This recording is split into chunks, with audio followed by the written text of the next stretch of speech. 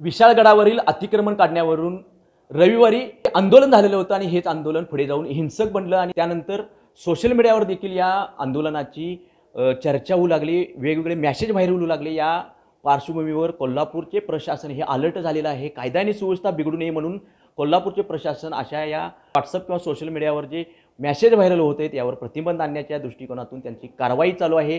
त्याच पद्धतीने गडिंग्लजमध्ये देखील कायदा आणि सुव्यवस्था बिघडू नये म्हणून गडिंग्लजचे प्रशासन देखील सज्ज झालेलं आहे। गडिंग्लज ठाण्याचे पोलीस निरीक्षक गजानन सरगर आहेत आपल्यासोबत।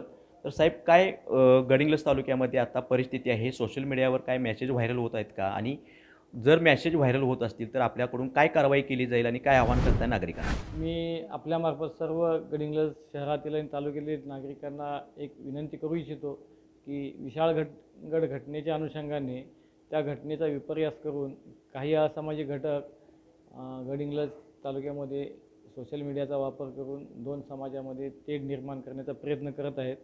तर त्याबद्दल सर्व नागरिकांनी दक्ष राहावं आणि सर्वांना माझी विनंती असेल की त्या घटनेवर कारवाई चालू आहे, त्या कुणाला काय वेगळा न्याय दिला जात नाही।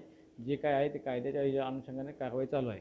पण त्या घटनेचं कुणी राजकारण करून गडिंग्लजमधील जनता यांना कुणी वेठी धरू नये, दोन समाजात तेढ निर्माण करू नये आणि अशा प्रकारचे कुठलेही वादग्रस्त स्टेटस किंवा मेसेज व्हायरल करू नयेत।